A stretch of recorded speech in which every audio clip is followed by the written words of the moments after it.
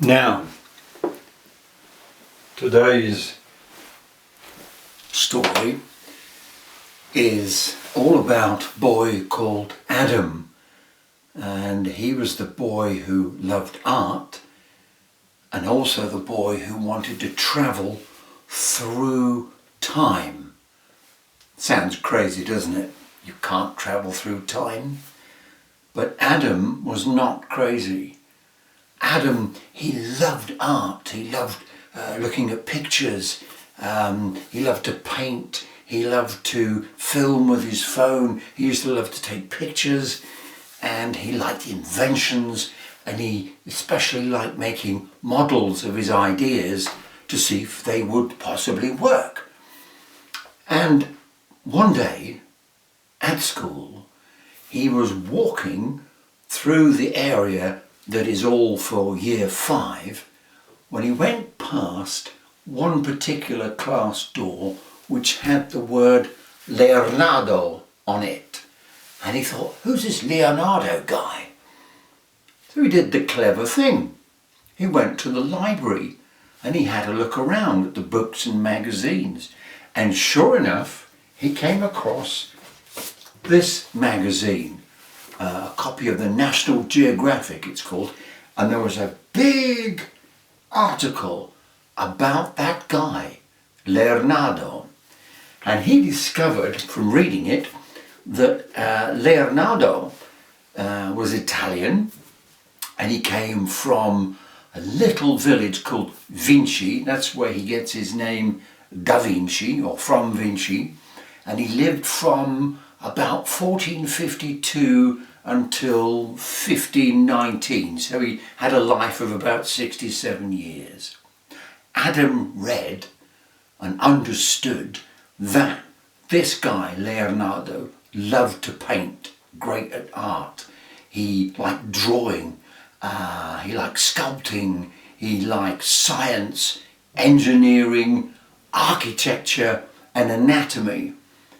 And he also discovered that Leonardo filled notebooks with the most amazing drawings of all kinds of everything. You might get a design for a bridge, for some weapons, how the arm muscles work, what a heart looks like, all on the same page.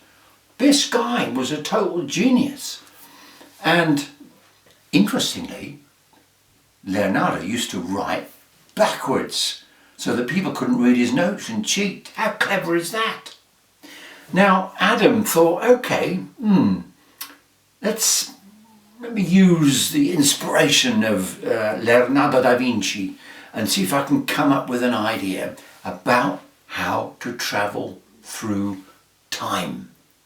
So he began to sort of look around and think of his ideas, and he was inspired by this book called How to Think Like Leonardo da Vinci.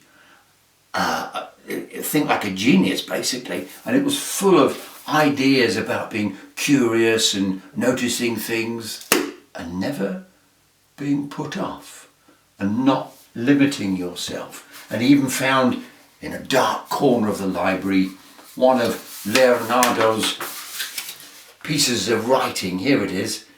Very clever. I wonder how much that cost him. So Adam eventually came up with his idea, and then he thought, yes, out in the playground there's that big purple bus.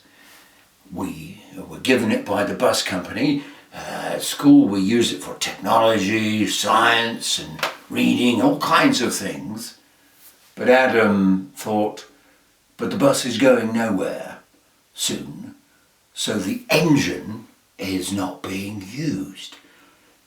And the engine is full of useful bits for my time machine.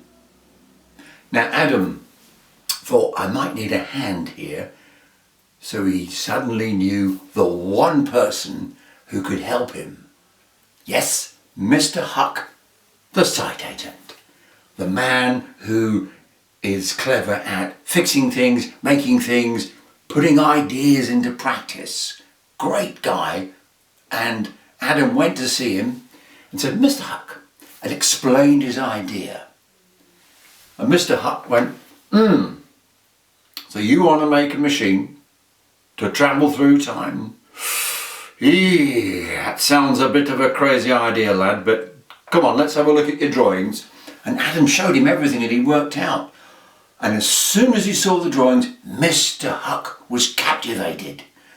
And he said, right, lad, I'll give you a week's worth of lunchtimes. I'll give you my free lunchtime and we will work on it together.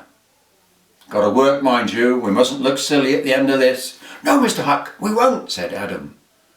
And let's hope they didn't look silly. We'll join them on their first journey in the next film.